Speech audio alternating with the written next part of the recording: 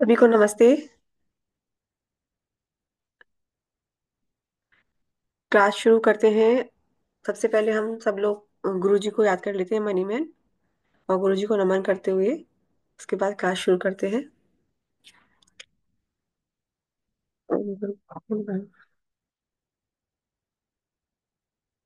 सभी ने गुरु जी को मन ही मन याद कर लिया और अब क्लास हम शुरू करते हैं। देखिए, हम पिछले सभी कई क्लासों से हम पढ़ते आ रहे हैं, एनाटॉमी पढ़ चुके हैं। इसीलिए थोड़ा सा एडवांस फॉर्म में हम क्लास शुरू करते हैं। लेकिन अगर किसी को फिर से समझना है तो हम फिर से शुरू कर सकते हैं, आप बता सकते हैं, ठीक है, अगर नहीं समझ में आ रहा। क्योंकि मैं अपनी पिछली क्लासेस में एनाटॉमी भी पढ़ा चुकी हूँ, और हमने पिछली क्लास, इससे जो पहले क्लास थी वो बैक पेन के बारे में पढ़ाए थे, तो हमने बैक सर्वाइकल, सॉरी, पूरी स्पाइन को डिटेल में पढ़ा था। फिर भी मैंने तो कुछ इसमें स्पाइन के इसमें डालने की कोशिश की है, और अगर नहीं समझ में आता, किसी को कोई क्वेश्चन हो तो बीच में हैंड रेज करके पूछ सकते हैं। ठीक है, तो अभी हम स्टार्ट कर रहे हैं अपना टॉपिक सर्वाइकल स्पाइन के ऊपर, सर्वाइकल पेन के ऊपर। तो मैं वो ले आती हूँ कॉपी पेन। प्लीज आप अपने सभी को, अपने आप को म्यूट कर लीजिए। जब आप क्वेश्चन करना होगा तो आप चैट बॉक्स में लिखकर हैंड रेज करके क्वेश्चन पूछ सकते हैं।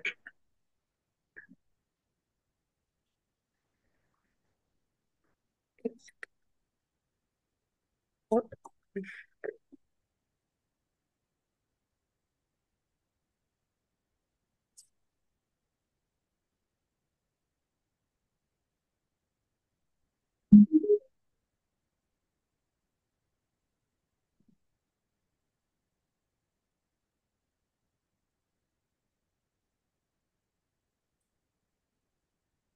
सर्वाइकल पेन का सर्वाइकल पेन को समझने से पहले हम आई थिंक थोड़ा सा सर्वाइकल स्पाइन को समझ लेते हैं।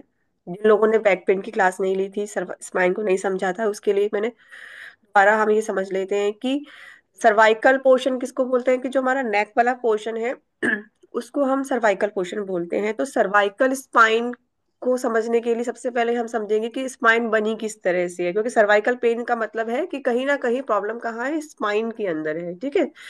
तो हमारा जो नेक वाला पोर्शन है, सर्वाइकल स्पाइन मतलब हमारा नेक वाला पोर्शन, वो किससे बना होता है, वो सात C1 to C7 सात वर्टिब्रा से मिलकर बना होता है। वर्टिब्रा हमने सभी जानते हैं, फिर भी मैं जरा सा और बता देती हूँ थोड़ा सा शॉर्ट में, कि हर हमारा जो स्पाइन है वो छोटे छोटे हड्डियों से मिलके बना होता है। वो उसको हिंदी में मन के भी बोलते हैं, या हम वर्टिब्रा इंग्लिश में बोलते हैं। वर्टिब्रा यानी छोटी छोटी हड्डियों से मिलके बना होती है हमारी स्पाइन। तो वो कितने होते हैं, C1 to C7, तो सात एक के ऊपर एक रखे हुए वर्टिब्रा होते हैं। तो C7 वर्टिब्रा, और जो क्या करते हैं, हमें हेल्प करते हैं हमारा फॉरवर्ड बैकवर्ड, और मतलब नेक को दोनों साइड साइड वाइज मोशन में हेल्प करते हैं। और जिसमें से कि जो पहले वाली जो वर्टिब्रा है, C1 जो वर्टिब्रा है, उसको हम एटलस भी कहते हैं। और उसकी शेप थोड़ी सी डिफरेंट होती है, मतलब वो रिंग लाइक होती है, आप इस पिक्चर में देख सकते हैं। तो C1 जो है थोड़ी रिंग लाइक है, और उसमें वो हाइपोफाइसी, जो हमने लास्ट क्लास में पढ़ा था, कि जो एक प्रोसेस जो होता है बाहर, जैसे हमारे साइड में, जैसे आप मानो कि कोने निकले होते हैं, सींग निकले होते हैं, इससे प्रोसेस निकले होते हैं। तो C1 में वो प्रोसेस नहीं होता है, और C1 जो है रिंग लाइक होती है, जिसको एटलस बोलते हैं। अब इसका नाम एटलस क्यों रखा है, एटलस इसलिए रखा है, जैसे कि ग्रीक में वहां पर एक जो एटलस है वो एक गॉड है, जो कि जिसने पूरी पूरी पृथ्वी को संभाल रखा है पूरी। तो उसी तरह से हम ये माने कि क्योंकि जो ऊपर वाली जो एटलस जो वर्टिब्रा है, उसने पूरा हमारे स्कल को, हमारी पूरी जो खोपड़ी है, स्कल को संभाल के रखा हुआ है, इसलिए उसको एटलस बोलते हैं। तो जैसे नाम से प्रतीत हो रहा है कि वो क्या करता है, पूरा मतलब जो स्कल को वो ही कंट्रोल करता है, तो स्कल जो है उस पर टिकी हुई है C1 पे, एटलस पे। दूसरा है C2 को हम बोलते हैं एक्सिस। तो नीचे वाला जो एक्सिस है, जैसे एक्सिस क्या होता है कि एक्सिस के अराउंड जो है कोई चीज जो है घूमती है, तो सेम सिमिलरली C2 जो है हमारे उसके अराउंड ही हमारा जो जो हमारी खोपड़ी है, हमारी जो स्कल है वो ऊपर नीचे दाएं बाएं घूमती है। तो ये जो C2 जो है हमारा मूवमेंट में हेल्प करता है, ठीक है। तो C1 और C2 जो हो गए वो थोड़े से डिफरेंट होते हैं स्ट्रक्चर में। और ये जो है मेन का मतलब स्कल को मेन जो संभालने का काम करते हैं, जो बैलेंस का काम करते हैं, C1 और C2 करते हैं। उसके बाद और बाकी पांच और वर्टिब्रा होती है, C3 C4 C5 C6 और C7। तो सात वर्टिब्रा ये हो गई, हमने वर्टिब्रा के बारे में पढ़ लिया, ठीक है।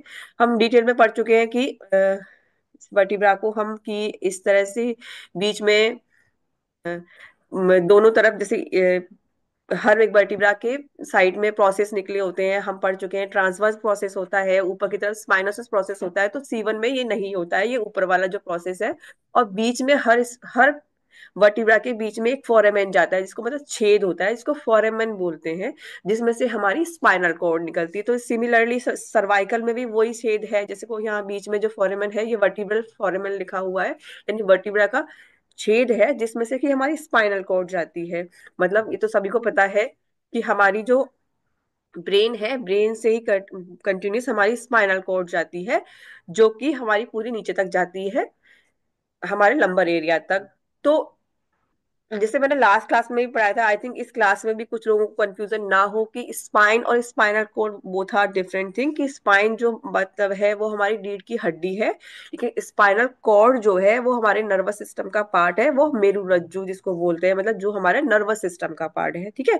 तो स्पाइन की इस मतलब हर वर्टिब्रा से स्पाइनल कॉर्ड जो है नीचे तक जाती है, ठीक है। अब ये हो गया, ये हमने ये समझ लिया। हमने स्पाइन, अभी हमने सर्वाइकल स्पाइन समझी। हम हमने का एडजस्टमेंट समझ लिया। अब हम देखते हैं कि और क्या होती है। कि हम सब ये जानते हैं कि डिस्क को सब जानते हैं कि डिस्क क्या होती है। तो जैसे कि हर वर्टिब्रा के बीच में एक डिस्क होती है, इसी तरह से सर्वाइकल में भी हर एक वर्टिब्रा के बीच में एक डिस्क होती है। डिस्क क्या होती है हम शॉर्ट में समझ लेते हैं, डिटेल में मैं पढ़ा चुकी हूँ। कि एक कुशन लाइक स्ट्रक्चर होती है, मतलब आप सोचिए कि कोई एक थैली लाइक थैली है जिसके अंदर जेली भरी हुई है। मतलब डिस्क एक ऐसा कुशन लाइक स्ट्रक्चर है जिसके अंदर लिक्विड जेली भरी हुई है, न्यूक्लियस जिसको बोलते हैं। वो वो शॉक ऑब्जर्वर का काम करती है। मतलब जब शॉक लगता है तो हम इस वर्टिब्रा पे कुछ भी लॉस नहीं होता है, वो जो सारा का सारा शॉक जो है वो जेली लाइक स्ट्रक्चर यानी डिस्क ले लेती है। इसीलिए इसको इंटरवर्टिब्रल डिस्क कहते हैं। मतलब हर एक वर्टिब्रा के बीच में एक डिस्क रहती है, ठीक है। और क्योंकि सी हर एक के बीच में है तो कहाँ तक होगी, C7 जो वर्टिब्रा है अगर हर एक के बीच में होगी तो सिक्स यानी छह इंटरवर्टिब्रल डिस्क जो है इनके बीच में होती हैं, ठीक है। और हर ये जो है हर एक वर्टिब्रा को शॉक अब्जॉर्ब करती है और उसके लॉस से बचाती है, ठीक है। ये हो गया हमने। प्लीज म्यूट कर लीजिए।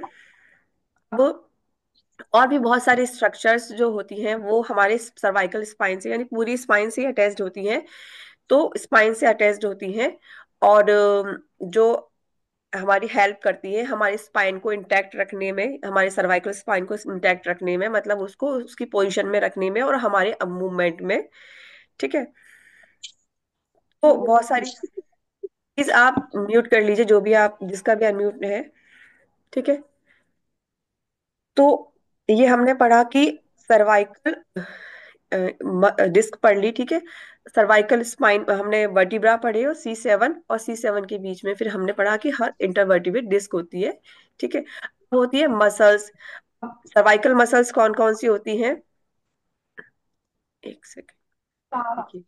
कई सारी सर्वाइकल मसल्स जो है सर्वाइकल पोर्शन को घेरे रहती हैं, जिसमें से कि है स्टेनो, एक सेकंड मैं अपनी साइड से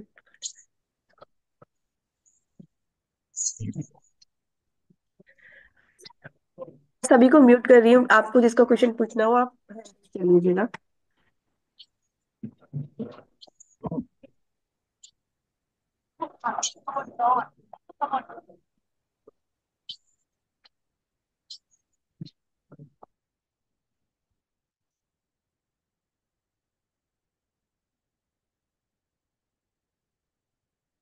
ठीक है।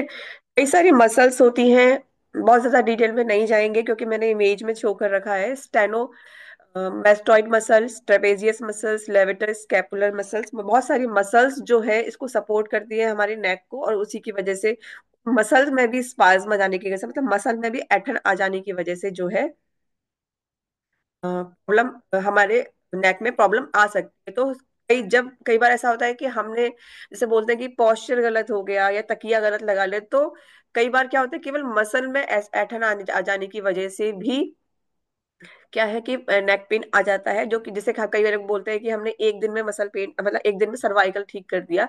तो वो सर्वाइकल क्या होता है, वो एग्जैक्टली कुछ मसल पेन होता है, मतलब मसल जो ट्विस्ट हो गई होती है, मसल में स्पाज्म आ गया होता है, जिसकी वजह से सर्वाइकल पेन आया, और वो एक दिन में ठीक हो सकता है कि हमने थोड़ा मसल को टोन कर दिया, मतलब हमने वहाँ थोड़ा सा ट्रीटमेंट दे दिया, इंजरी दे दिया, अगर थोड़ा सा एसिड बढ़ा हुआ है, हमने एसिड ट्रीटमेंट और इंजरी ट्रीटमेंट के साथ भी मसल जो है वो सही हो जाती है, और उसके बाद हम ना जो ऐठन जो है वो ठीक हो गई, स्पाज्म ठीक हो गया, तो वो जो प्रॉब्लम है वो सॉल्व हो सकती है। लेकिन अगर प्रॉब्लम जो हम आगे पढ़ेंगे वो है, तो उसमें टाइम लगता है। ठीक है, तो ये बहुत सारी मसल्स जो है इस डायग्राम में मैंने शो कर रखी है कि कौन कौन सी मसल्स जो है सर्वाइकल एरिया को घेरती है। ठीक है, और ये इमेज जिसमें कि हमने दिखा रखा है कि डिस्क जो बीच में इस तरह से हर एक सर्वाइकल के बीच में एक हर वर्टिब्रा के बीच में जो है एक डिस्क होती है। ठीक है, अब आगे चलते हैं।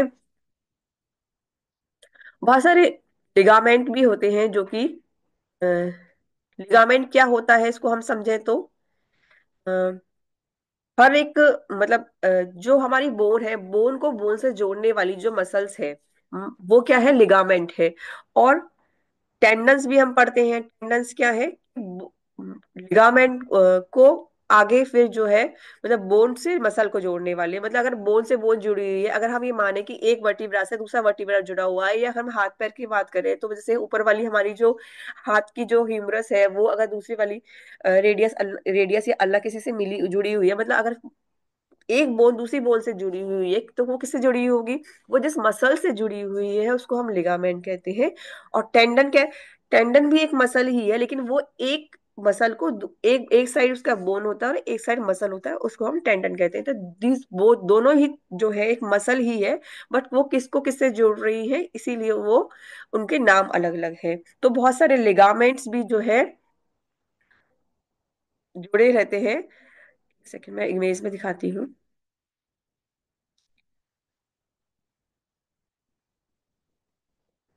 ये बहुत सारे लिगामेंट भी हैं जो कि सर्वाइकल पोर्शन में, मतलब पूरी स्पाइन में अटैच रहते हैं।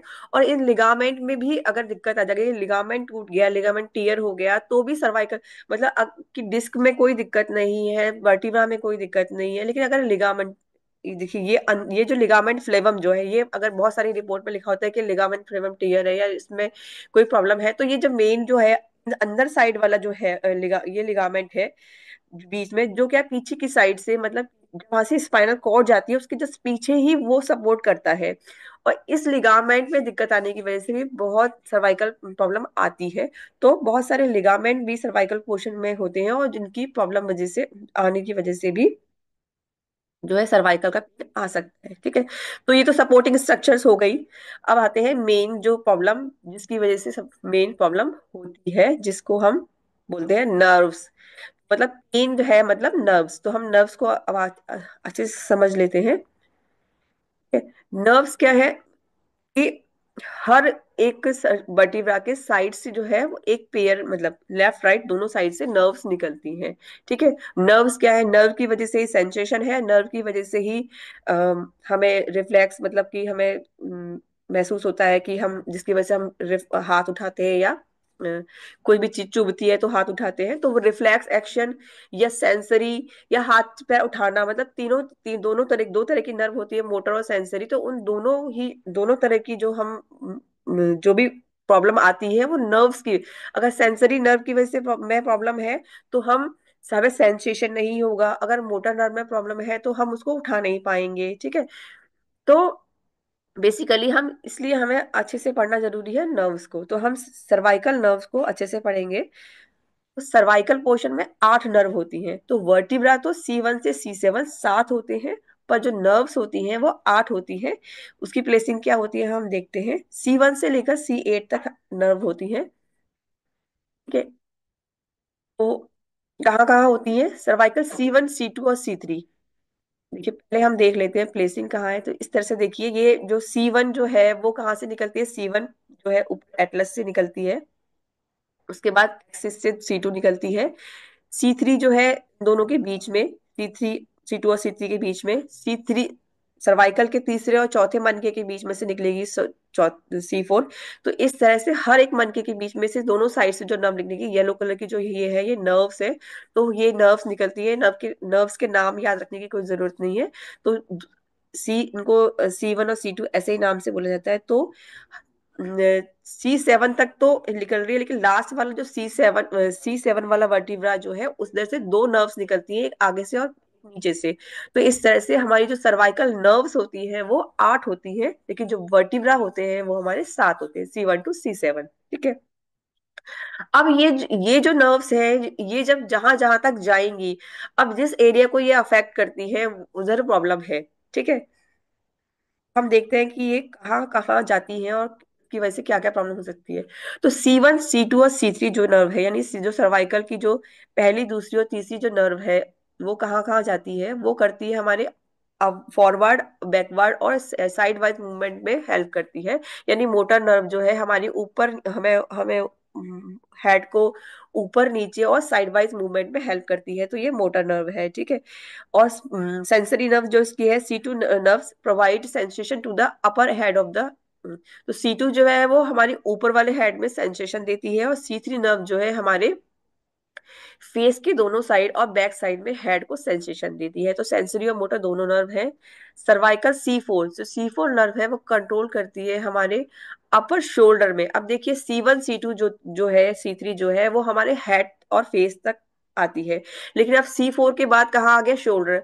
मतलब हम जब सर्वाइकल पेन की बात करते हैं, जब सर्वाइकल रीजन की बात करते हैं, तो वो रीजन कहाँ तक आता है? मतलब वो रीजन हम आता है हमारा हेड, हमारा नेक, हमारा शोल्डर और हमारे आर्म्स तक और हमारी फिंगर्स तक आता है। तो वो हम सर्वाइकल पेन की बात करते हैं तो सर्वाइकल पेन कहीं भी आ सकता है, क्योंकि सर्वाइकल नर्व जो है C1 से लेकर C8 तक, उनका कंट्रोल कहाँ तक है? हमारे शोल्डर से लेकर आर्म और रिस्ट और हमारे फिंगर्स तक आता है, क्योंकि ये नर्व वहां तक एक्सटेंड करती है। ठीक है। अब हम बात कर रहे हैं कि C4, तो C1 C2 और C3 जो है वो तो हमारे नेक पोर्शन तक आ गई। ठीक है। अब C4 जो नर्व है वो हमारा शोल्डर वाले पोर्शन में आएगी। अगर किसी को शोल्डर में पेन है केवल, लेकिन ऊपर नेक वाले पोर्शन में पेन नहीं है, तो इसका मतलब वहां उसके C1 C2 C3 तो में तो कोई प्रॉब्लम नहीं है। अगर उसके शोल्डर में पेन आया है तो कहाँ प्रॉब्लम है? उसके C4 में प्रॉब्लम है, यानी C4 नर्व कहीं कंप्रेस है, जिसकी वजह से उसको शोल्डर में पेन है। तो C4 जो नर्व है हमारे शोल्डर के मोशन में हेल्प करती है, और हमारे किस में हेल्प करती है? That control our diaphragm and at the bottom of our rib cage, that help our breath. तो ब्रेथिंग में हेल्प हेल्प करती है, हमारे डायफ्राम में हेल्प करती है। मतलब डायफ्राम में मतलब हमारे जो जहाँ से हम, जिससे हम सांस लेते हैं, तो सांस लेने में हेल्प करने वाली जो सर्वाइकल की फोर्थ जो नर्व है वो हमारे डायफ्राम तक जाती है और हमारे को कंट्रोल करती है, और हमारी जो है सांस लेनी, ब्रीदिंग को जो है कंट्रोल करती है। ठीक है। C4 और क्या है? तो मतलब अगर C4 सर्वाइकल की जो चौथी नर्व में प्रॉब्लम है, तो उसको ब्रीदिंग में भी प्रॉब्लम हो सकती है। ठीक है। जो C4 और उसके बाद और C4 किसको करती है? Neck, shoulder and upper arms. Arms के ऊपर मतलब हाथ, शोल्डर के बाद वो नीचे अपर आर्म्स में भी वो आती है। ठीक है। अब आती है C5। तो C5 जो है वो कंट्रोल करती है हमारी डेल्टॉइड मसल। डेल्टॉइड मसल क्या होती है ये मैंने सबको, इन सबको इमेज में भी शो कर रखा है, इमेज में भी हम पढ़ेंगे। तो C4 जो है हमारी डेल्टॉइड डेल्टॉइड मसल होती है हमारे आर्म्स के ऊपर वाली मसल्स, जो है हमारी जो साइड वाली जो है, जस्ट शोल्डर के जस्ट साइड से ही जाती है। तो वो डेल्टॉइड मसल को कंट्रोल करती है और बाइसेप्स को कंट्रोल करती है। ठीक है। बाइसेप्स हमारे आर्म की मसल है, ऊपर अपर आर्म्स की मसल होती है। तो इनको कंट्रोल वाल करने वाली जो नर्व है वो C5 होती है। और सेंसेशन भी होता है, मतलब ये सेंसरी नर्व भी है। C5 provide sensation to upper arm of upper, upper arms को हमारे, और एल्बो तक, अपर आर्म से लेकर एल्बो तक। मतलब अगर किसी को एल्बो तक दर्द आ रहा है और आर्म्स में दर्द आ रहा है, इसका मतलब ये है कि उसकी C5 पिंच्ड है, मतलब C5 जो नर्व है वो कंप्रेस है। ठीक है। तो सर्वाइकल पोर्शन में प्रॉब्लम होने का मतलब ये नहीं है कि उसको सर्वाइकल गर्दन में ही पेन आएगा, आर्म्स में नहीं आएगा। तो मतलब जैसे जैसे जो जो नर्व उसकी पिंच्ड होगी उसको वैसे सिम्टम्स हो सकते हैं। तो सर्वाइकल के जो सिम्टम्स है वो वेरी कर सकते हैं कि कौन सी जो नर्व है उसकी पिंच्ड है। ठीक है, ये हमने C5 तक कर लिया। ये हमारा हमने इसमें शो कर रखा है। ठीक है, तो इसके बाद ये है आप C6 की बारी। C6 जो है हमारी, वो कंट्रोल करती है हमारे रिस्ट तक के मसल्स को, और उसके बाद बाइसेप्स और रिस्ट को कंट्रोल करती है, और सेंसेशन प्रोवाइड करती है हमारे थंब को। मतलब अगर साइड वाइज है, अगर किसी के थंब में प्रॉब्लम है, थंब में सेंसेशन नहीं है, थंब हिलाने में प्रॉब्लम है, और केवल उंगली अंगूठे में ही दर्द आ रहा है, तो इसका मतलब ये है कि उसका जो कौन सी नर्व कंप्रेस्ड है, उसकी C6 नर्व कंप्रेस्ड है। यानी सी छोटे से छठे नंबर की जो सर्वाइकल प्रॉब्लम जो है वो उसमें प्रॉब्लम है, जिसके अंगूठे में दर्द आ रहा है। ठीक है, और उसके बाद C7 जो है हमारी ट्राइसेप्स को, यानी हमारे जो नीचे वाली जो मसल है हमारी एक बात और मैं बोलना चाहूंगी कि हमारी क्लास जो है, ये वाली जो मीटिंग है, वो हमारी 8:40 पे एंड हो जाएगी। उसके बाद दूसरा लिंक मैं शेयर कर देती हूँ ग्रुप में ही, आप उस लिंक से रीज्वाइन कर लीजिएगा। ठीक है, एक सेकंड मुझे दीजिए।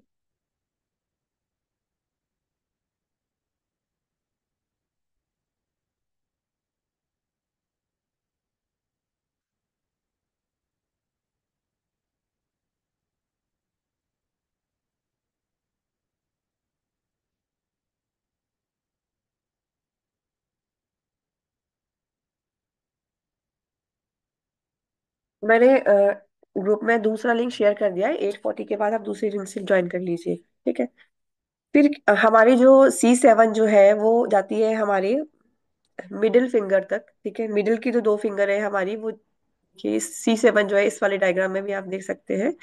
जो हमारी मिडिल की दो जो फिंगर है वो जाती है हमारी, उसमें अगर पेन है, वो दोनों हिल नहीं रही है, सेंसरी सेंसेशन की प्रॉब्लम है या मोटर की चलाने में प्रॉब्लम है, तो वो हमारी C7 नर्व की प्रॉब्लम होती है।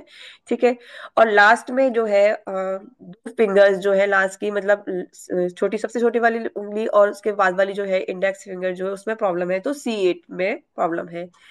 ये मतलब हमें ये इसमें हम केमिकल ट्रीटमेंट की बात करें तो ये जानने के बाद हम केमिकल ट्रीटमेंट में हमारा कुछ खास फर्क नहीं होगा, क्योंकि हम हमारी नर्व पेन्स का केमिकल ट्रीटमेंट सेम ही है। ये सब जानकारी क्यों जरूरी है? ये सब जानकारी इसलिए जरूरी है कि हम एक तो पेशेंट को अच्छे से समझा पाएंगे कि अगर आपकी ये नर्व में प्रॉब्लम, कि आपको कहाँ प्रॉब्लम है, कि हमारी जानकारी के लिए अच्छा है, क्योंकि जितनी ज्यादा हम जानकारी रखेंगे उतना हम अच्छे से कन्विंस कर पाएंगे पेशेंट्स को अच्छे से समझा पाएंगे, और हम खुद भी ये हम समझ पाएंगे कि इसको ये प्रॉब्लम है तो इसकी कौन सी नर्व पिंस्ड है, और ये हमारी जानकारी के लिए अच्छा है। तो इसीलिए हम ये ज्यादा से ज्यादा जानकारी स्पाइन नर्व्स के बारे में, स्पाइनल कॉर्ड के बारे में जाने, तो इससे हमें ये पेशेंट्स को मैसेज कन्वे करने में कि आपको कहाँ प्रॉब्लम है, इसमें हेल्प मिलती है। लेकिन ये जरूरी नहीं है कि अगर हमें ये मालूम चल जाएगा कि C8 में प्रॉब्लम है तो हम कुछ अलग से ट्रीटमेंट देंगे, क्योंकि हमारे पास जो ट्रीटमेंट है वो नर्व कंप्रेशन के लिए सेम ही है। इसमें सिर्फ फर्क ये पड़ सकता है कि हम जो केमिकल फिजिकल ट्रीटमेंट जो देते हैं उसमें हम थोड़ी सी बदलाव कर सकते हैं, हमें जब ये मालूम चल जाएगा कि कौन सी नर्व पिंस्ड है। जैसे कि हमारा एक फिजिकल ट्रीटमेंट है, C6 C7 C8 के जो जो संगम है, जो वो कहा जाता है हमारे एल्बो के पास, और ये हमारा जैसे हम अंगूठा है यहाँ पर हमारा संगम पॉइंट है, तो उसी के लिए हमारा एक फिजिकल ट्रीटमेंट है संगम ट्रीटमेंट, जहाँ ये C6 C7 C8 का संगम पॉइंट है। तो अगर इस संगम में, यानी इस जगह कहीं प्रॉब्लम है, यानी इसको अगर अंगूठे में प्रॉब्लम है या फिंगर में प्रॉब्लम है या ये लास्ट की टू फिंगर चलाने में प्रॉब्लम है, तो इसके लिए बहुत अच्छा ट्रीटमेंट हमारा जो फिजिकल पॉइंट ट्रीटमेंट है, फिजिकल पॉइंट है संगम पॉइंट, तो उससे हम अ, इनको इनको इस नर्व पेज में हेल्प कर सकते हैं। तो बेसिकली हम जब हमें ये मालूम चल जाता है कि उसको कहाँ प्रॉब्लम है, तो हम फिजिकल ट्रीटमेंट में बदलाव कर सकते हैं, लेकिन केमिकल ट्रीटमेंट हमारा सेम ही रहेगा। ठीक है, तो इस ये सब हमारी जानकारी के लिए जरूरी है कि किस नर्व के पेज होने से कौन सी चीज जो है, कौन सी जो जगह है जो प्रॉब्लम आती है। ठीक है, तो C8 में अगर प्रॉब्लम है, C8 जो पेज्ड है, पेज अगर कंप्रेस है, तो हमारे लास्ट के फिंगर्स में सेंसेशन या मोटर यानी उनको चलाने में प्रॉब्लम होती है। ठीक है, ये हो गई हमारी नर्व्स के बारे में। तो हम चार्ट में भी हमने शो किया हुआ है कि अगर कि C5 में प्रॉब्लम है तो कहाँ उसको दिक्कत होगी। तो जब मैं ये PDF शो करूंगी तो आप उसमें भी आप देख सकते हैं कि किस किस वजह से नर्व में प्रॉब्लम आने से कहाँ कहाँ सेंसेशन या नमनेस होती है। कि C1 C3 C4 C5 वाले एरिया ये इसमें शो हुआ है, और C6 C7 C8 तक जो प्रॉब्लम है वो जो है वो हमारे किस एरिया में जाती है, इस डायग्राम में भी शो हो रखा है। ठीक है, तो इससे हम समझ सकते हैं कि पेशेंट के कौन सी नर्व कंप्रेस है। आगे चलते हैं। सर्वाइकल नर्व उसके बाद फिर कहाँ जाती है, वो उसके बाद हमारे जो आगे स्पाइन है उसमें स्पाइनल कॉर्ड जाती है, तो जो है आगे हमारी लंबर एरिया तक जाती है। ये है नर्व। तो नर्व में प्रॉब्लम होने की वजह से भी पेशेंट्स को क्या हो सकता है, नमनेस हो सकती है, या हाथ चलाने में दिक्कत हो सकती है, पेन हो सकता है। ठीक है, ये हमने पढ़ लिया सर्वाइकल, नॉर्मल सर्वाइकल स्पाइन के बारे में। तो ये तो नॉर्मल स्ट्रक्चर थी। अब हम बात करते हैं पेन की, डिस्कम्फर्ट की सर्वाइकल एरिया में। ठीक है, तो हमने देखा कि बहुत सारी प्रॉब्लम हो सकती है। क्या क्या डिस्कम्फर्ट हो सकता है कि सर्वाइकल एरिया में, यानी गर्दन में दर्द हो सकता है। सर्वाइकल की प्रॉब्लम जब हम बात करते हैं तो क्या क्या हो सकता है कि गर्दन में दर्द हो सकता है, उसको डिजीनेस मतलब उसको चक्कर आ सकते हैं, उसके शोल्डर में दर्द हो सकता है, या आर्म्स में या रिस्ट में या फिंगर्स में। मतलब सर्वाइकल का मतलब ये नहीं है कि उसके गर्दन में दर्द होगा, उसके हाथों में भी दर्द हो सकता है, उसके रिस्ट में भी दर्द हो सकता है, केवल फिंगर्स में भी दर्द हो सकता है, और उसको चक्कर भी आ सकते हैं, डिपेंडिंग ऑन कि उसकी कौन सी नर्व कंप्रेस है। ठीक है, ये बात हो गई। और सीवियरिटी भी डिपेंड कर सकती है कि उसको केवल, उसको बहुत शूटिंग पेन हो सकता है, उसको केवल हल्का हल्का दर्द भी हो सकता है, और उसको ऐसा भी हो सकता है कि कभी दर्द आ रहा है कभी नहीं आ रहा है। तो ये डिपेंड करता है कि उसकी प्रॉब्लम कितनी बड़ी है। ठीक है, ये हो गए सर्वाइकल को हम जब बोलते हैं सर्वाइकल प्रॉब्लम। ठीक है, सर्वाइकल प्रॉब्लम मतलब कहाँ कहाँ प्रॉब्लम हो सकती है। ठीक है, अब क्यों हो सकता है, मसल स्ट्रेन हो सकता है, जैसे मैंने बताया कि जैसे जो पास की जो मसल है वो उसमें ऐंठन आ गई, स्ट्रेन हो गया। ठीक है, वो गलत पोस्चर की वजह से हो सकता है। ठीक है, पुअर पोस्चर, जैसे कि अगर व्यक्ति जो है हमेशा लैपटॉप पे काम करता है, या गलत पोस्चर में बैठ के मोबाइल देखता है, तकिया ऊंचा लगाता है, या किसी और भी वजह से उसका पोस्चर गलत है, तो उसको प्रॉब्लम हो सकती है। और क्यों हो सकती है, हर्निटेड डिस्क हो सकता है, या स्लिप डिस्क हो सकती है। तो ये सब चीजें हमने सर्वाइकल बैक पेन में पढ़ी थी, फिर भी मैं आपको बता देती हूँ कि स्लिप डिस्क क्या होती है। अभी हमने पढ़ा कि जैसे कि हर वर्टिब्रा के बीच में एक डिस्क है, अगर वो स्लिप ऑफ हो गई। स्लिप ऑफ क्यों हो गई कि जैसे मैंने बताया कि ऊपर से दबाव पड़े, अगर कोई किसी का एक्सीडेंट हो गया, किसी इंजरी हो गई, या किसी और वजह से अगर वो डिस्क जो है वीक हो गई, तो भी क्या है कि जो जैसे माने कि ऐसा है कि दो बर्गर के बीच में बर्गर के जो दो पोर्शन होते हैं उसके बीच में एक पैटी है। तो एग्जैक्टली हम ऐसे समझ सकते हैं डिस्क को कि बर्गर के दो पोर्शन के बीच में, ब्रेड के दो पोर्शन के बीच में एक पैटी है, वो जो हमारी डिस्क है। तो वो सॉफ्ट है, तो अगर ऊपर से दबाव पड़ा, या वो जो पैटी जो है वो की पैटी की बाहर की लेयर जो सॉफ्ट है, यानी डिस्क की बाहर की लेयर सॉफ्ट है, तो जो उसका न्यूक्लियस है, जो उसका जेली लाइक मटेरियल है, वो बाहर की तरफ आ जाता है। तो जिसको हम स्लिप डिस्क बोलते हैं, उसी को हम डिस्क बल्ज बोलते हैं, उसी को हम स्लिप स्लिप डिस्क बोलते हैं। अगर वो बहुत ज्यादा स्लिप ऑफ हो गया और कहाँ आ गया, वो आगे की तरफ वर्टिब्रा में झुक गया, दूसरी वर्टिब्रा की तरफ, तो उसको हर्नेटेड बोलते हैं। मतलब अगर प्रॉब्लम बढ़ गई तो वो हर्नेटेड डिस्क हो गई, और छोटी प्रॉब्लम है तो स्लिप डिस्क है या डिस्क बल्ज है। तो ये सब प्रॉब्लम जो है स्पाइन की किसी भी पोर्शन में आ सकती है। अगर लंबर वाले रीजन में आई, यानी कमर वाले रीजन में आई, तो लंबर लंबर बल्ज हो गया, डिस्क बल्ज हो गया। अगर थोरेसिक में आई तो थोरेसिक डिस्क बल्ज हो गया। अगर सर्वाइकल वाले क्वेश्चन में आई तो सर्वाइकल डिस्क बल्ज या स्लिप डिस्क हो गया। और हर्निएशन है, यानी प्रॉब्लम बढ़ गई तो हर्निएशन है। और क्या हो सकता है कि अगर वो डिस्क जो है बाहर निकलने के लिए फट गई, तो उसको एनुलर टीयर बोल दिया, यानी डिस्क फट गई। टीयर मतलब फटना, यानी डिस्क जो है फट गई। ठीक है, अब स्पॉन्डलोसिस वही है कि अब ये क्या है कि नेक का अर्थराइटिस है। मतलब अर्थराइटिस मतलब जॉइंट्स में इन्फ्लेमेशन, जॉइंट्स में इन्फ्लेमेशन हो गया, तो पहले उसको बोलते हैं स्पॉन्डलाइटिस। और अब वो स्पॉन्डलाइटिस मतलब अब वो इन्फ्लेमेशन के बाद क्या धीरे धीरे वो घिसना शुरू हुआ, तो इसको सर्वाइकल स्पॉन्डलोसिस बोल दिया। ठीक है, एक और टर्म है सर्वाइकल रेटिलोपैथी। रेटिकुलोपैथी, इसको वो क्या है कि जो है किसी भी वजह से, चाहे वो गलत पोस्चर की वजह से है, चाहे वो इंजरी की वजह से, किसी भी वजह से अगर नर्व हमारी जो है पिंच्ड हो रही है, इसको हम आगे पढ़ते हैं। ठीक है।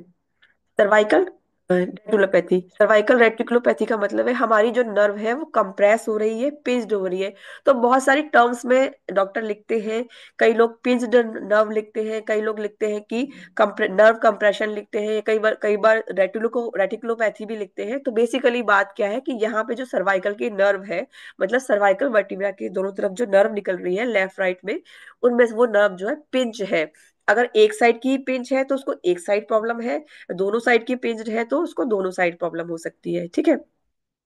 यानी नर्व जो है दब रही है। अब इसमें जरूरी नहीं, अब बहुत सारे रीजन हो सकते हैं नर्व दबने के, कि उसको भाई अगर डिस्क बल्ज हो रखा है तो भी नर्व दबेगी, हर्नेटेड हो रखा है तो भी दबेगी, या केवल उसमें स्पाइन में कोई दिक्कत नहीं है, जो नर्व ही थोड़ा ट्विस्ट, गलत पोस्चर की वजह से वो थोड़ा ट्विस्ट हो गई है और तो वो दब रही है। तो किसी भी वजह से बेसिकली जो है उसकी वो है नर्व दब रही है। अब हमने देखा कि नर्व कहाँ तक जा रही है। नमस्कार जी, सॉरी फॉर द इंटरप्शन। अभी सब लोग ज्वाइन कर लीजिए, जिन्होंने ज्वाइन नहीं किया है वो सब लोग भी ज्वाइन कर सकते हैं। नेक्स्ट टाइम से पूरी 1 घंटे की क्लास हम शेड्यूल करेंगे। मुझे लगा था इसमें पूरी हो जाएगी पर नहीं हुई है। नेक्स्ट क्लास से पूरी 1 घंटे की क्लास शेड्यूल करेंगे। Sorry for the interruption this time. हम वहीं से ही शुरू करते हैं जहाँ हमने खत्म किया था। सब लोग प्लीज अपने आप म्यूट कर लीजिए ताकि नमस्कार हम। मैम। नमस्कार जी। एक सेकंड।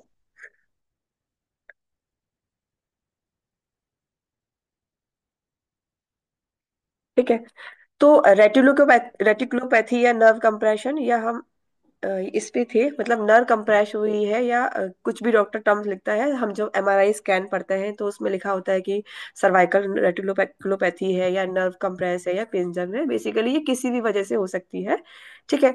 और हमने पढ़ा ये अभी। बाद में सारी रिकॉर्डिंग व्हाट्सएप कर देगी वो ग्रुप में प्लीज अपने। आप म्यूट कर लीजिए, नहीं तो अच्छा मैं म्यूट कर दी थी सभी को, आप अच्छा। म्यूट कर लीजिए प्लीज। ठीक है।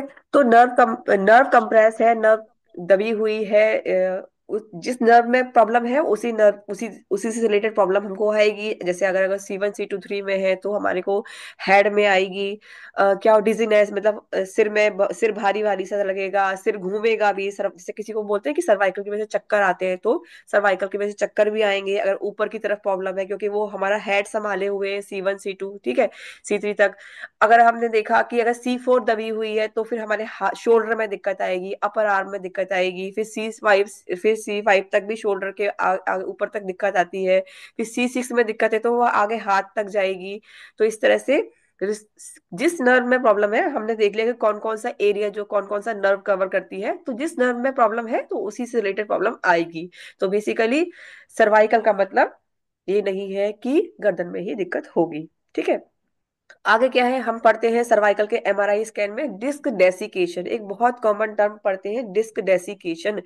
वो क्या है, हम बैक पेन में भी पढ़ चुके हैं इसको, लेकिन हम जो लोग जिन्होंने नहीं ज्वाइन किया है सर्वाइकल में ही आज ही क्लास में, जिन्होंने मेरी क्लास ज्वाइन करी है, तो हम फिर से बता देती हूँ मैं कि डिस्क डेसिकेशन क्या होता है। कि जो डिस्क है, मतलब जो हमने देखा है कि हर वर्टिब्रा के बीच में जो डिस्क है वो सूख गई है। बेसिकली डिस्क क्या है कि एक जेली लाइक मटेरियल भरा हुआ है किसी थैली लाइक, मतलब हमने थैली नहीं, मतलब हमने जस्ट लेमैन टर्म में समझाने की कोशिश कर रही हूँ कि एक समझिए जैसे कि एक कोई एक पॉलिथीन है जिसके अंदर जेली भरी हुई है, तो मतलब एक कुशन लाइक मटेरियल, बहुत सॉफ्ट जैसा मटेरियल है। अब वो सूख गया है, जेली जो है सूख गई है। ठीक है। तो वो उसको बोलते हैं डिस्क डेसिकेशन। ठीक है। अब डिस्क डेसिकेशन को ही डिस्क डीजनरेशन बोल रहे हैं। तो डीजनरेटिव चेंजेस लिखते हैं कई लोग डिस्क डेसिकेशन लिखते हैं। तो इस टर्म का मतलब है डिस्क जो है सूख गई है। अब डिस्क सूखेगी तो धीरे धीरे क्या होगा, वो पतली होती जाएगी। ठीक है। तो डिस्क थिनिंग, फिर डिस्क थिनिंग हो जाएगी, डिस्क पतली हो जाएगी। तो भी क्या होगा, अब वो जब गैप कम हो जाएगा हर वर्टिब्रा के बीच में, अब गैप कम हो जाएगा वर्टिब्रा के बीच में तो फिर नर्व फिर दबेगी।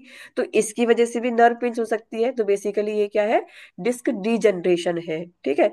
अब हर्नेटेड हम पढ़ चुके हैं, हर्निएशन डिस्क मतलब जैसे कि अगर वो बीच की डिस्क जो है वो बाहर की तरफ आ गई और बहुत ज्यादा आ गई और आगे दूसरी वर्टिब्रा में के अंदर जा रही है तो वो हो जाएगा हर्निटेड डिस्क। बेसिकली प्रॉब्लम कहाँ आनी है, नर्व में, क्योंकि जब पेन हमको जो महसूस होता है, जो सेंसेशन हमको फील नहीं होता है, जो नर्वनेस होती है यानी जो सुन्नपन होता है, वो सब किसकी वजह से होते हैं, नर्व। मतलब हमको हर जो सेंसेशन है, मतलब नमनेस है, जो चला नहीं पाना, ये नर्व की वजह से, मतलब प्रॉब्लम आनी है नर्व में। रीजन कुछ भी हो सकता है, ठीक है। तो डिपेंड करता है कि सेंसरी नर्व है यानी सेंसेशन नहीं हो रहा है, सेंसरी नर्व दबी हुई है, चला नहीं पा रहे हैं, मोटर नर्व दबी हुई है, या कुछ और प्रॉब्लम है तो रिफ्लेक्स ने वो भी सेंसर मिक्स्ड नर्व की वजह से जो प्रॉब्लम आ रही है, बेसिकली प्रॉब्लम आएगी नर्व में, ठीक है। तो ये हो गया हमारा कॉमन प्रॉब्लम जो सर्वाइकल में आती है और जो हम एमआरआई रिपोर्ट में पढ़ते हैं कि क्या हुआ है पेशेंट को, जो हम इस पेशेंट को बताने के लिए बहुत जरूरी है, और उसी के बेसिस पे हम ट्रीटमेंट बनाएंगे कि क्या हुआ है। के कहते हैं हम बोन स्पर, बोन स्पर, या कई बार ऐसा लिखा होता है कि कैल्शियम आयलेट्स लिखा होता है, बोन आयलेट्स लिखा होता है, वो क्या है, वो होता है, या ऑस्टियोफाइट्स लिखा होता है। तो बहुत जगह क्या होता है कि कैल्शियम की जमावट एक्स्ट्रा, एक तो ऑस्टियोफाइट्स तब बनते हैं जब डिस्क, जब बोन घिस रही होती है, मतलब वर्टिब्रा घिस रहा होता है। तो वर्टिब्रा घिसेगा तो जब कोई चीज घिसती है तो टेढ़ी मेढ़ी हो जाती है, तो वो कॉर्नी निकल आते हैं, ऑस्टियोफाइट्स निकल आते हैं सर्वाइकल की वर्टिब्रा के बीच में। तो वो तो डिजनरेटिव चेंजेस है जब ऑस्टियोफाइट्स निकल आते हैं, लेकिन ये जो बोन स्पर है ये अलग से है, मतलब कि जो आप देखिए कि सारा पूरी बोन जो है वो वर्टिब्रा पूरी घिसी हुई नहीं है, वो इंटैक्ट है, वो पूरी ऐसी सही सही है, लेकिन उसके अलावा कैल्शियम कहीं जमा हुआ है और जिसकी वजह से जो है नर्व दब रही है। तो बेसिकली ये क्या है, बोन स्पर। तो इसके लिए भी हमारे लिए अलग, हमारी न्यूरोथेरेपी में अलग ट्रीटमेंट। बेसिकली हम जब प्रॉब्लम समझ जाएंगे, हम एमआरआई की रिपोर्ट्स पढ़ना सीख जाएंगे कि इस टर्म का क्या मतलब है, तो हम जो है ट्रीटमेंट अपने आप बना लेंगे, क्योंकि हमें, हमारे पास गुरुजी हमें हर तरह का ट्रीटमेंट बना के देके गए हैं। अब वो डिपेंड नहीं करता है कि वो सर्वाइकल में बोन स्पर है, सर्वाइकल का ऑस्टियोफाइट है, या सर्वाइकल की नर्व दबी हुई है, चाहे लंबर की दबी हुई है। बेसिकली हमारी पूरी स्पाइन में अगर कोई नर्व दबी हुई है, चाहे सर्वाइकल की दबी हो चाहे लंबर की दबी हो, हमारे लिए सेम ट्रीटमेंट है। बोन एक्स्ट्रा कैल्शियम की जमावट चाहे लंबर में है, चाहे सर्वाइकल में है, चाहे चाहे किसी भी जॉइंट में है, तो हमारे पास सेम ट्रीटमेंट है। लेकिन हमें रिपोर्ट में ये पढ़ना आना चाहिए कि बेसिकली प्रॉब्लम उसके सर्वाइकल में क्या है। वो हम पढ़ेंगे पेशेंट के एमआरआई रिपोर्ट में।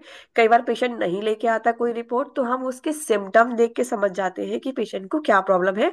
तो हम अगर राइट ट्रीटमेंट अप्लाई करेंगे तो राइट रिजल्ट हमें आएंगे, ठीक है। तो ये हो गया, हमने पढ़ लिया बोन स्पर के बारे में, ठीक है। अब होता है स्पॉन्डिलाइटिस, हम पढ़ चुके हैं, इन्फ्लेमेशन तक केवल बात गई है, तो स्पॉन्डिलाइटिस हुआ है। और अगर बात जो स्पॉन्डलोसिस तक चली गई, मतलब वो जो है अब वो जो हड्डियां घिसनी शुरू हो गई है, वर्टिब्रा घिसना शुरू हो गया है, तो वो सर्वाइकल स्पॉन्डलोसिस हो गया, ठीक है। अब एक और टर्म होती है सर्वाइकल स्पॉन्डोलिथेसिस, मतलब वो अब बात और खराब हो गई, जब उसने स्पॉन्डलोसिस में अवस्था में अपना ध्यान नहीं रखा। अब जो वर्टिब्रा के जो है घिस के उसके छोटे मोटे टुकड़े जो है वहां गिर गए हैं, उस एरिया में आ गए हैं, तो वो जो टुकड़े जो है कहीं और गिर के कहीं और जॉइंट हो गए, तो वो हो गया सर्वाइकल लिथेसिस वाली स्थिति होती है, मतलब प्लीज म्यूट कर लीजिए, कंडीशन जो है बहुत खराब हो गई है। तो ये हो गई हमारी, हम समझ सकते हैं कि ये ग्रेड 1 ग्रेड 2 ग्रेड 3 हो गई, मतलब पहले सर्वाइकल स्पॉन्डिलाइटिस हुआ, फिर स्पॉन्डिलोसिस हुआ, फिर सर्वाइकल लिथेसिस हो गया, यानी अब ग्रेड 3 का सर्वाइकल की प्रॉब्लम हो गई, ठीक है। ये हो गया सर्वाइकल की जो हम पढ़ते हैं हम रिपोर्ट में, एमआरआई रिपोर्ट में। अब क्या हो, कोई स्पाइनल कोड इंजरी भी हो सकती है भाई, कोई एक्सीडेंट हो गया सडन कोई किसी वजह से, तो अगर इंजरी हो गई तो भी भाई कहाँ इंजरी हुई है, तो इंजरी की वजह से भी क्या है उसको नर्व कंप्रेस हो सकती है, या वर्टिब्रा डिसलोकेट हो सकता है, ठीक है, फ्रैक्चर हो सकता है वर्टिब्रा में। तो वो रिपोर्ट की बेसिस में मालूम चला कि भाई वर्टिब्रा ही टूट गया है, या क्या क्या दिक्कत हुई। तो कई बार क्या होता है कि इंजरीज भी हो सकती है, स्पाइनल फ्रैक्चर भी हो सकता है, जिसकी वजह से प्रॉब्लम आ सकती है, वो बेसिकली रिपोर्ट में लिखा हो गया, ठीक है। है सर्वाइकल स्टेनोसिस। तो स्टेनोसिस भी हम पढ़ चुके हैं, फिर से बता देती हूँ कि स्टेनोसिस क्या होता है। कि जैसे मैंने अभी बताया कि हर वर्टिब्रा के बीच में एक छेद होता है, इसको हम वर्टिब्रल फोरामेन कहते हैं, जहां से हमारी कहाँ क्या जाती है, हमारी स्पाइनल कॉर्ड जाती है बीच में से, ठीक है। अब देखिए कोई एक रास्ता है जैसे हमारी स्पाइनल कॉर्ड जा रही है, अगर वो छोटा हो गया तो क्या होगा कि स्पाइनल कॉर्ड ही हमारी दबेगी। तो बेसिकली ये स्टेनोसिस वाली पोर्शन क्या है, स्टेनोसिस वो वाली अवस्था होती है जिसमें हमारा जो बीच का छेद है वो कम हो गया है, जहां से हमारी स्पाइनल कॉर्ड जाती है, तो स्पाइनल कॉर्ड दब रही है। अब जिस एरिया में दब रही है उससे रिलेटेड प्रॉब्लम आएगा। अगर सर्वाइकल इसमें हमारी, जैसे मानिए कि C5 के आसपास की हमारी जो है स्पाइनल कॉर्ड दब रही है, स्पाइनल स्टेनोसिस हमारे रिपोर्ट में लिखा है, तो उसको C5 के आसपास की जो नर्व है वो कंप्रेस होगी, और वहां के पूरे एरिया की जो नर्व वहां से निकलेगी, वो पूरी जो है नर्व जो है कंप्रेस होगी। तो वहां, अब वो जब स्पाइनल कॉर्ड ही कंप्रेस हो रही तो दोनों साइड की ही होगी, तो उसको बोथ साइड सेम सिम्टम नजर आएंगे। तो ये हो गई है प्रॉब्लम स्टेनोसिस की। तो स्टेनोसिस का मतलब होता है कि जो हमारा स्पाइनल कॉर्ड दब रही है, और जो बीच का फोरामेन जो है, जो स्पेस है वो कम हो गया है। तो ये अवस्था लंबर में भी हो सकती है। तो हमारे लिए तो सेम ट्रीटमेंट है, जो स्टेनोसिस का ट्रीटमेंट है वही हम यहाँ पे अप्लाई करेंगे, चाहे वो लंबर एरिया में हो चाहे सर्वाइकल में हो। तो स्टेनोसिस के लिए हम स्टेनोसिस ट्रीटमेंट अप्लाई करते हैं, यानी वो खोलने वाला, ठीक है। अब है, ट्यूमर भी हो सकता है, कैंसर भी हो सकता है, ये बहुत रेयर कंडीशंस होती हैं जब सर्वाइकल में कोई ट्यूमर हो सकता है, मतलब कोई सिस्ट हो सकती है, गांठ हो सकती है, कोई कैंसर हो सकता है। कैंसर भी का एक गांठ ही है, मतलब सेल्स का मल्टीपल डिवीजन, बहुत जल्दी जल्दी सेल्स डिवाइड करती है, वही कैंसर होता है। तो बेसिकली कई बार कैंसर भी हो सकता है किसी किसी पेशेंट को, मतलब बहुत रेयर कंडीशन है पर हो सकता है। तो हमें डिपेंड देखना चाहिए कि वो पेशेंट को ट्यूमर जो है वो बिनाइन हो सकता है या मैलिग्नेंट हो सकता है। बिनाइन और मैलिग्नेंट का मतलब होता है, अगर बिनाइन लिखा है इसका मतलब होता है नॉन कैंसरस, और मैलिग्नेंट लिखा है इसका मतलब होता है कैंसरस। तो ये टर्म्स है हमें आनी चाहिए, हम देख के बता सकते हैं पेशेंट्स को कि आपको क्या हुआ है। और आगे भी ये जो टर्म्स है ये जनरल टर्म्स होती है, मतलब अगर ट्यूमर कहीं भी हो, अगर वो बिनाइन लिखा है तो नॉन कैंसरस, और अगर मेलिग्नेंट लिखा है तो वो कैंसरस हो सकता है।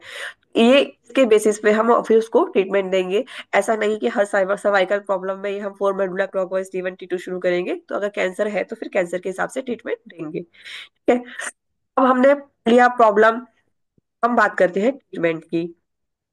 तो देखिए हमें पता है कि हर ट्रीटमेंट जो हमारा शुरू होता है, चाहे सर्वाइकल हो, बैक पेन हो, या कोई भी ट्रीटमेंट हो, वो हमारा शुरू होता है पेट सेट करने से। तो सबसे पहले पेट सेट करने से पहले हम उसको न्यूट्रल ट्रीटमेंट देते हैं, मतलब हम न्यूट्रल करके उसको, यानी बॉडी को न्यूट्रल करते हैं। न्यूट्रल ट्रीटमेंट देने से एसिड अल्कलाइन बैलेंस हो जाता है, और जो भी प्रॉब्लम होती है मतलब कोई भी साइड इफेक्ट हो वो खत्म हो जाता है किसी बॉडी का। तो सबसे पहले हमें हर पेशेंट को ट्रीटमेंट जो है न्यूट्रल से ही स्टार्ट करना चाहिए। तो हमने भी यहाँ सर्वाइकल में ट्रीटमेंट में जो सबसे पहला ट्रीटमेंट जो है न्यूट्रली लिखा है। बेसिकली सबसे पहले हम उसको न्यूट्रल करेंगे, फिर नैन देके या और भी जो पेट सेट करने की जो भी ट्रीटमेंट्स है, उसके पेशेंट के अकॉर्डिंग जो भी उसके पेन पॉइंट्स है। तो सर्वाइकल में भी हम पहले उसके पेन पॉइंट्स रिमूव करेंगे। तो बेसिकली कुछ ये 3-4 दिन का प्रोग्राम रहता है, बेसिस डिपेंडिंग ऑन पेशेंट, कि जो पेन पॉइंट्स रिमूव करने के बाद हम अब टारगेट ट्रीटमेंट पे आएंगे। तो टारगेट ट्रीटमेंट क्या हो सकते हैं। सबसे पहले, क्योंकि हमने देखा कि चौथा जो हमारा क्रेनियल नर्व जो है वो हमारे आगे इस वाले पोर्शन तक जाती है, हमारे मतलब सर्वाइकल पोर्शन को के आसपास की को रिस्पॉन्स के लिए रिस्पॉन्सिबल है। तो हम जो ट्रीटमेंट जो है हम सर्वाइकल का जो है इसी ट्रीटमेंट से स्टार्ट करेंगे, 4 मेडुला क्लॉकवाइज T1 T2 और रमन 3 रमन से ही हम सबसे पहले उसका ट्रीटमेंट शुरू करेंगे। उसके बाद फिर हम, अगर एसिड बढ़ा हुआ है तो एसिड ट्रीटमेंट, एसिड के बाद ए हेपरिन से हम उसका एसिड रिलीज करेंगे, तो एसिड ट्रीटमेंट ए हेपरिन। उसके बाद अगर इंजरी है नहीं, इंजरी तो ट्रीटमेंट देना ही पड़ता है, क्योंकि इंजरी जो ट्रीटमेंट जो हमने पहले भी बता चुकी हूँ बहुत बार, जो लोग मेरी रेगुलर क्लासेस लेते हैं, कि इंजरी ट्रीटमेंट जो है इसीलिए नहीं होता कि इंजरी है तो ही इंजरी देंगे, मतलब अगर उसको एक्सीडेंट हुआ है तो ही इंजरी देंगे। इंजरी ट्रीटमेंट जो है हमारा एंटी हिस्टामाइन ट्रीटमेंट है। एंटी हिस्टामाइन मतलब अगर जहाँ भी पेन है, जहाँ भी दर्द है, जहाँ भी इन्फ्लेमेशन है, यानी बॉडी में क्या बन रहा है, हिस्टामाइन बन रहा है। तो इंजरी ट्रीटमेंट हमारा एंटी हिस्टामाइन है, मतलब ये समझ लीजिए कि पेन किलर का काम करता है। तो जो हमारा इंजरी में 60 TF गॉल लिवर इंटू 3 है, और उसके बाद गॉल लिवर जो हम देते हैं, ये हमारा पेन किलर का काम करता है। तो मतलब जहां भी पेन का पेशेंट है, चाहे सर्वाइकल हो, लंबर हो, नी का हो, हमें इंजरी ट्रीटमेंट जो है देना ही पड़ता है। तो बेसिकली हम उसके पेन के लिए, उसके जर के लिए, स्प्रेन के लिए हम इंजरी ट्रीटमेंट देंगे। फिर मैं बता चुकी हूँ पहले ही कि हमें जहाँ भी रिपेयरिंग का काम करना होता है, वह एंजाइना ट्रीटमेंट जो है बहुत अच्छा काम करता है। मतलब एथरो ट्रीटमेंट जो है हमारे रिपेयरिंग में बहुत हेल्प करता है। तो हमें यहाँ पे उसको एंजाइना ट्रीटमेंट भी देंगे। ठीक है। और इन्फ्लेमेशन है तो इन्फ्लेमेशन ट्रीटमेंट 30-6 CR/3 जो सब जानते हैं। ठीक है। ये तो बात हो गई जनरल प्रॉब्लम की। लेकिन अब हमने देखा कि उसको हल्की फुल्की प्रॉब्लम नहीं है, उसकी नर्व भी कंप्रेस हो रही है, नर्व भी दबी हुई है। नर्व कंप्रेशन के लिए बंद नस खोलने का ट्रीटमेंट जो है वो हम देंगे उसको। ये मैंने यहाँ मेंशन किया हुआ है, मैं आपको PDF शेयर करूंगी। ठीक है। तो इसमें आप उसको वो दे सकते हैं। एक सेकंड। नस खोलने का ट्रीटमेंट दे सकते हैं, वो आपको मिल जाएगा, ये मैं शेयर करूंगी। ठीक है। फिर हमने देखा है कि हर हम कुछ भी नया टिश्यू, अगर हम उसकी डिस्क को रिपेयर करना है, अगर डिस्क डेसिकेशन हो रहा है या डिस्क में उसकी घिस रही है, तो वहां पे हम उसको, अब डिस्क को भी रिपेयर करना है तो हमने ऊपर एथरो से भी किया, और उसको बीच बीच में हम इसको वेटर निकोल भी देंगे, क्योंकि इसको जो डिस्क क्या है, डिस्क है कार्टिलेज, मतलब डिस्क के चारों तरफ कार्टिलेज है, कार्टिलेज के अंदर जेली भरी हुई है। तो हमें जब डिस्क डिजनरेशन हुआ है या जब डिस्क घिस रही है तो कैसे रिपेयर होगी, वो कार्टिलेज बनानी पड़ेगी ना हमको। तो उसके लिए हम एथरो भी यूज कर सकते हैं, और बीच बीच में हमें उसको वेटर न्यूगॉल भी देना पड़ेगा उस कार्टिलेज को रिपेयर करने के लिए। ठीक है। क्योंकि वर्टिब्रा में भी अगर आगे तक वर्टिब्रा तक बात पहुंच गई है, मतलब वर्टिब्रा भी घिस रहा है, उसका डिजनरेटिव चेंजेस उसकी बॉडी में बहुत ज्यादा हो रहे हैं, तो हमें उसको 125 DCC भी देना पड़ेगा, कैल्शियम भी देना पड़ेगा। नर्व की मजबूती, क्योंकि नर्व वीक है, कंप्रेस हुई है नर्व अगर, तो नर्व वहां से वीक हो गई होगी, तो हमें B12 भी देना पड़ेगा नर्व के लिए, नर्व की मजबूती के लिए। तो B12 भी हम उसको देंगे। ठीक है। तो इन सब से हम उसको नर्व को मजबूत करेंगे, और उसकी जो डिस्क है, डिस्क को रिपेयर करेंगे। ठीक है। बात आ गई कि अगर बोन्स पर हो, अगर रिपोर्ट में लिखा है कि बोन आइलेट्स है, मतलब बोनी आइलेट्स है, कैल्शियम आइलेट्स है, या बोन स्पर है, तो हम स्पर के लिए ट्रीटमेंट देंगे उसको। तो हम सब जानते हैं डीकैल्सिफिकेशन वाला ट्रीटमेंट जो है, 4 मेडुला, सॉरी 4 पैरा 7 लिवर 8 चेस्टोनी 10 वाला जो ट्रीटमेंट है, जो हम उसको बोन स्पर के लिए देते हैं। इसको कहीं भी बोन स्पर हो वो दे सकते हैं, तो सर्वाइकल के बोन स्पर के लिए भी हम सेम ट्रीटमेंट देंगे। ठीक है। और बहुत सारे ट्रीटमेंट है, मैं सब आपको PDF शेयर कर दूंगी। अगर स्टेनोसिस है तो स्टेनोसिस के लिए हमारे पास स्टेनोसिस का भी ट्रीटमेंट है। तो बेसिकली हम जो प्रॉब्लम है, उस प्रॉब्लम के लिए, हम हर प्रॉब्लम के लिए हमारे पास सोल्यूशन है। लेकिन हमें ये मालूम होना चाहिए कि प्रॉब्लम क्या है, तो हम हर प्रॉब्लम को सॉल्व कर सकते हैं। और बहुत सारे फिजिकल ट्रीटमेंट भी है हमको हमारे पास, जिससे हम उसको उसको थोड़ा मोमेंट्री हेल्प कर सकते हैं। मतलब रिजल्ट तो किससे आने हैं, रिजल्ट तो केमिकल ट्रीटमेंट से ही आने हैं, पर पेशेंट को उस दिन के रिलीफ के लिए थोड़ा मेंटली, कि जब उसको लगता है कि हाँ मेरे को जहाँ प्रॉब्लम है आपने वहाँ किया, वहाँ कुछ किया है, वहां से आपको उसने हम पेन में रिलीफ दिलाया है, उसके लिए हमारे पास बहुत सारे सर्वाइकल के फिजिकल ट्रीटमेंट्स भी है। जैसे कि नेक क्लॉकवाइज है, नेकलेस है, नेक घिसाई है, तो ये ट्रीटमेंट दे सकते हैं। और पेशेंट की प्रॉब्लम के अकॉर्डिंग हमारे पास और भी बहुत सारे फिजिकल ट्रीटमेंट है, जैसे कि संगम पॉइंट है। अगर वो इंजरी, मतलब गिर गया है पेशेंट, कोई मसल उसका टिश्यू वो उसका खिसक गया है, तो हमारे पास रॉकेट पॉइंट है, जिससे हम टिश्यू चढ़ा सकते हैं। मतलब कोई कुछ गिरा ही है, गिर गया है पेशेंट, उसके लिए। तो बहुत सारे ऐसे फिजिकल ट्रीटमेंट्स हैं। अगर हाथ में दर्द है उसके लिए हमारे पास वाफा है। ठीक है। अगर शोल्डर में पेन है तो अपर शोल्डर है, लोअर शोल्डर है। तो बेसिकली फिजिकल ट्रीटमेंट जो है हम पेशेंट के अकॉर्डिंग अप्लाई करेंगे, और जो हमारी MRI रिपोर्ट है या पेशेंट की जो कंडीशन है उसके बेसिस पे हम केमिकल ट्रीटमेंट अप्लाई करेंगे। तो बेसिकली हम अगर राइट ट्रीटमेंट अप्लाई करेंगे तो हमें राइट रिजल्ट मिलेंगे।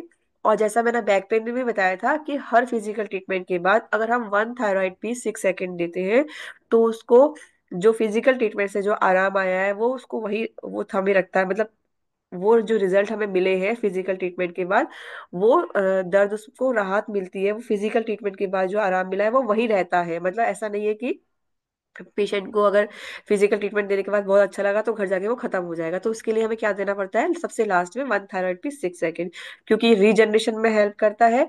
तो ये उसको, पेशेंट को रिकवरी में भी हेल्प करेगा, और उसके बाद जो हमने फिजिकल ट्रीटमेंट दिया है उसमें भी उसको जो आराम आया है वो उसको रहेगा। तो उसके लिए हमें लास्ट में 1 थायराइड पे 6 सेकेंड देना होता है। तो ये रहा हमारा सर्वाइकल के बारे में। और जैसे अब मैंने देखा बताया कि चक्कर भी आ सकते हैं, तो वो पेशेंट के अकॉर्डिंग है। अगर इसको सर्वाइकल से हम ये सर्वाइकल ट्रीटमेंट देंगे, लेकिन अगर पेशेंट को सर्वाइकल की वजह से चक्कर आ रहे हैं तो पेशेंट के अकॉर्डिंग हम उसको फोर फोर पे चांद भी दे सकते हैं कि अगर चक्कर को रिलीज करने के लिए। तो बेसिकली हमें ये पता होना चाहिए कि प्रॉब्लम क्या है, तो हम सॉल्यूशन हमारे पास सारे हैं, उसके अकॉर्डिंग हम राइट सॉल्यूशन उसको देंगे तो राइट हमें रिजल्ट मिलेंगे। तो ये रहा सर्वाइकल के बारे में कंप्लीट। और किसी को अगर पर्सनल क्वेरी है तो कोई पूछ सकता है इसके बाद। इसको पूछना है प्लीज, अब आप म्यूट कर लीजिए, अनम्यूट कर लीजिए, पूछ सकते हैं।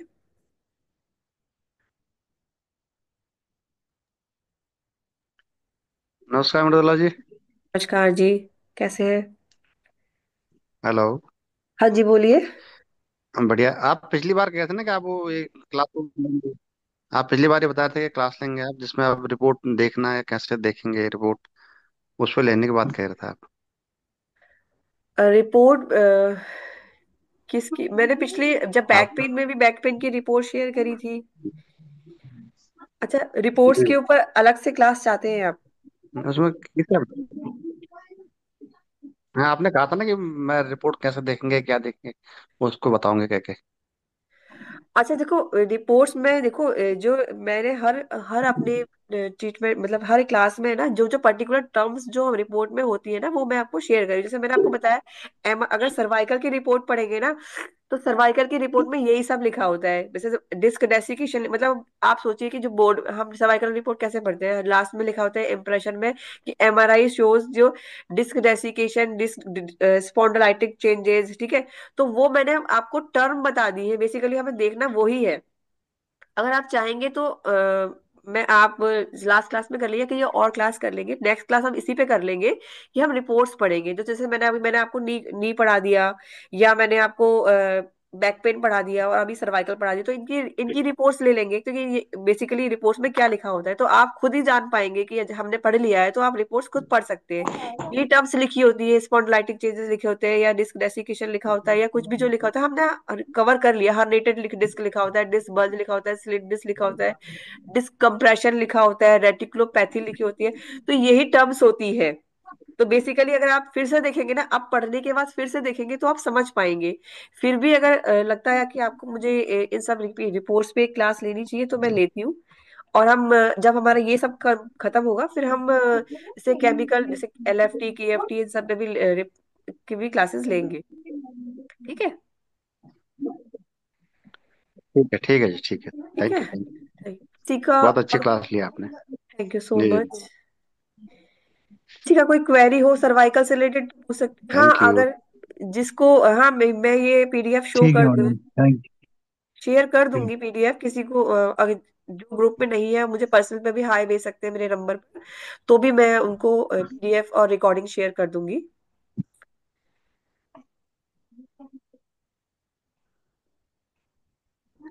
मैम बहुत बहुत धन्यवाद नी पेन के आपका। लिए आपने इतने बोलो मैम, नी शॉर्ट में पेन के इतने लिए अच्छे मैडम, नी से। पेन के लिए हाँ जी, हेलो। पहले बोलिए, एक एक फिर करके बात कर बात रहा की था। बताइए, कौन बोल रहे हैं आप? अपना प्लीज नाम बताइए, क्योंकि जो लोग नए हैं मैं उनकी आवाज नहीं पहचानती हूँ। प्लीज नाम बताइए अपना, बोलिए। मैम पंकज सिंह बोल रहा हूँ, सुंदर सिंह जी जी, का बेटा उस दिन। हाँ जी, ओके हाँ जी। ओके मैम, ये हाँ, मैं ये कह रहा था, एक बार नी पेन की भी पीडीएफ शेयर कर दीजिएगा। मैं आप तो मेरे ग्रुप में है, मैं आपको पीडीएफ भी शेयर कर दूंगी और रिकॉर्डिंग भी शेयर कर दूंगी, ठीक है। आप बताइए। नी पेन की मैम, नी पेन की। हाँ, मैं नी पेन की भेज दूंगी, आप मैं दोबारा से नी पेन की भेज दूंगी आपको, पंकज जी। ठीक है। ठीक है ma'am, thank you ma'am. Ma'am और पॉसिबल हो पाए तो मैम रोज एक एक घंटे की क्लास ले लीजिएगा शाम को। रोज तो नहीं पॉसिबल होएगा, बाकी मेरे बाकी वीकडेज में तो बड़ा हेक्टिक शेड्यूल रहता है। बाकी मैं कोशिश करूंगी कि संडे को हम थोड़ी सी क्लास और लंबी कर पाए। सारे ही टॉपिक्स हम कवर करेंगे। मैं काफी टॉपिक हम कवर कर चुके हैं, पूरी एनाटॉमी फिजियोलॉजी हम पढ़ चुके हैं। जो लोग बहुत, मैं काफी टाइम से, मतलब मुझे लगता है 5-6 महीने से हम क्लासेस ले रहे हैं, तो हम सब कुछ एनाटॉमी फिजियोलॉजी पढ़ चुके हैं और बहुत सारे टॉपिक कवर कर चुके हैं। जो आप लेट जुड़े हैं मेरे साथ, वो अब ठीक है, टॉपिक्स के लिए मैं पीडीएफ शेयर कर सकती हूँ अगर वो चाहें तो। ठीक है जी। ठीक है मैम, कर दीजिएगा। बहुत बहुत थैंक यू, इससे बहुत हेल्पफुल हो रहा है मैम, बिल्कुल क्लियर आउट हो रहा है बेसिक्स। ठीक है, थैंक यू सो मच। कोई और भी बात कर रहे थे, बताइए। ठीक है ma'am, thank you. Thank you good ma'am, evening बहुत मैम। अच्छे से आपने क्लास ली है। जी आप, अच्छा, आप जितेंद्र राणा जी बोल रहे हैं? जी जी मैम, मैं हाँ जी। पंचकुला से। जी। मैंने फर्स्ट टाइम आपकी क्लास ज्वाइन की है, पर आपने इतने मतलब इतने कम टाइम में इतने अच्छे से इसको एक्सप्लेन किया ना, मेरी बहुत ही अच्छी लगी मेरे को क्लास आपकी। Thank you. Thank you so much Jitendra ji. हाँ नमस्ते मैडम, जैन बोल रहा हूँ इंदौर से। जी नमस्ते। मेरी पत्नी की मेरे तरफ से जैन। जी। आपका लेक्चर बहुत जबरदस्त था। आपने बिल्कुल हरिओम सर समझा तो उस तरीके से समझाया और इतना अच्छा लगा। मैं तो सिर्फ कहती कि आप इतना जबरदस्त बोलती हैं। थैंक बहुत यू बहुत सो मच। धन्यवाद। आप जी जी बहुत जी। बहुत धन्यवाद। जी धन्यवाद। आप बहुत। वीडियो रिकॉर्डिंग हमको चाहिए, तो इसको कैसे आपको पर्सनल मैसेज कर दें? देखिए, मैं हर किसी के ग्रुप में रिकॉर्डिंग नहीं भेजती हूँ। मैंने अपना एक ग्रुप बना रखा है छोटा सा। अगर जो लोग भी मेरे ग्रुप से जुड़ना चाहते हैं, वो मुझे एक बार पर्सनल पे हाय भेज दीजिए और लिख दीजिए कि मुझे आप ग्रुप्स में ऐड कर लीजिए, तो मैं सब ग्रुप में ऐड कर देती हूँ। तो मैं अपने ही ग्रुप में जो है रिकॉर्डिंग भी शेयर करती हूँ क्लास की, और पीडीएफ भी शेयर करती हूँ, तो मैं उसमें शेयर कर दूंगी। ठीक है। आप वैसे कहाँ किस प्लेस को बिलोंग करती हैं? मैं गाजियाबाद से बिलोंग करती हूँ, गाजियाबाद उत्तर प्रदेश, और इंदिरापुरम गाजियाबाद में मेरा क्लिनिक है। ओके, चाहे हम कभी दिल्ली दोनों आए तो आपसे मिलने आएंगे हम जरूर। बिल्कुल बिल्कुल, आइएगा जरूर। Okay okay, thank you. नमस्ते मैम। नमस्ते। सीमा बोल रही हूँ मैम। हाँ जी सीमा जी, मैम नमस्ते। बहुत अच्छी क्लासेस आप पढ़ा रहे हैं, बहुत अच्छी, और एक एक चीजें बहुत इजीली क्लियर हो रही हैं, उसके लिए थैंक यू सो मच, दिल से thank you. Thank you so much ji. आप ऐसे ही सभी लोग हौसला बढ़ाते रहें, तो हम बहुत कॉम्प्लिकेटेड टॉपिक भी आगे लेंगे, सारे रिपोर्ट्स भी पढ़ेंगे, सभी लोग ऐसे ही हौसला अफजाई करते मैम रहे। बहुत बहुत मेहनत करके आप पढ़ा रहे हैं, ये समझ पा रहे हैं हम लोग, क्योंकि छोटी से छोटी चीज और जो बहुत ज्यादा डिफिकल्ट होती थी ना, वो भी बहुत अच्छे से समझ में आ रही है। Thank you thank you so sir. Much. Thank you ma'am. Thank you thank you. तो ठीक है, और किसी का कोई क्वेश्चन है? नहीं, थिंक सबको क्लियर हो गया होगा। फिर भी कोई किसी का क्वेश्चन हो तो आप मुझे ग्रुप में डाल दीजिएगा या पर्सनल पे डाल सकते हैं। ठीक है, तो हम क्लास एंड करें अभी, फिर हम क्लास एंड करते हैं। एक सेकंड में चैट बॉक्स में मैसेजेस पढ़ लेते थैंक यू। हैं। Thank you ji. Madam, thank you. हाँ ji thank you so much. Thank you Sunil ji, कि हम क्लास खत्म कर। मैडम जी, आपने तो हाँ जी सुनील जी बोलिए। डॉक्टर मुरुद्रा जी, हाँ जी बोलिए। डॉक्टर मुरुद्रा जी, आप तो लेक्चरर है, बहुत अच्छे से समझाते हैं। ये तो सब हमें मालूम है। जी जी इसलिए तो थैंक हम आपकी क्लास में हम जुड़ना चाहते हैं सब। थैंक यू सो मच जी। आपका बहुत बहुत धन्यवाद, आपने मुझे ऐसे इतने अच्छा मैंने हमें कॉम्प्लीमेंट दिया। हमें आपका धन्यवाद मानना चाहिए। आप हमारा धन्यवाद। आप तो आपने तो इतना बहुत अच्छे तरह से पढ़ाया और सिखाया भी है, और आपका तो नॉलेज है बहुत अच्छा है। आप इस विषय में तो आप पारंगत है, बहुत अच्छी तरह से डॉक्टर है आप।